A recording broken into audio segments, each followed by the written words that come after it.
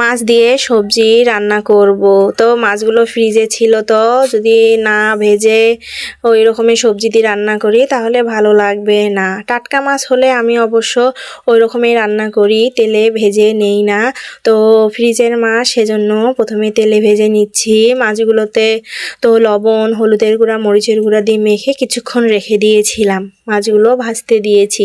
ওইদিকে মাছগুলো ভাজা হোক, মাছগুলো ভাজতে তো একটু সময় লাগবে।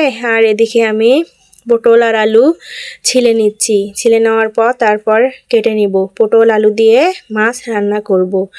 রাতের জন্য রান্না করব, সেজন্য বেশি সবজি দেব না। তিনটা পটল আর একটা মাত্র আলু দিয়ে ওই 4 পিস মাছ রান্না করব শুধু রাতের জন্য। তো যদি 2 বেলা বা সকালে রান্না করতাম তাহলে একটু বেশি করে করতাম, যাতে সকাল দুপুর হয়ে যেত। তো যেহেতু রাতে রান্না করছি যাতে রাতেই শেষ হয়, যেহেতু সকালে আবার রুটি খাওয়া হবে, তো রুটির জন্য অন্য কিছু করে নেব সকালে। তো মাছগুলো তো ভাজা হয়ে গেছে, মাছগুলো উঠিয়ে রেখেছি। ওই তেলের মধ্যে আমি পটলটা ভেজে নিচ্ছি। আমার আবার পটলটা ভেজে তরকারির মধ্যে দিলে খেতে বেশি ভালো লাগে। তবে এমনি পটল তরকারির মধ্যে দিলেও অবশ্য ভালো লাগে। তো পটলটা ভাজা হয়ে গেছে, এখন উঠিয়ে রেখেছি। আবার ওই তেলের মধ্যে সব কিছু মশলা ভালো করে কষিয়ে নেব।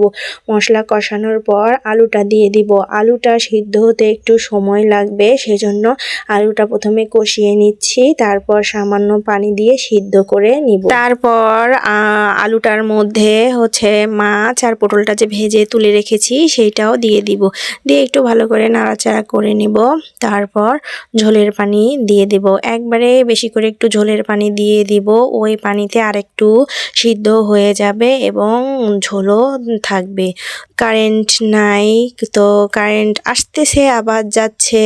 তো রাতে রান্না করছি, এই তো কতবার কারেন্ট যাচ্ছে আসতেছে, খুব ঝড় বৃষ্টি হচ্ছে।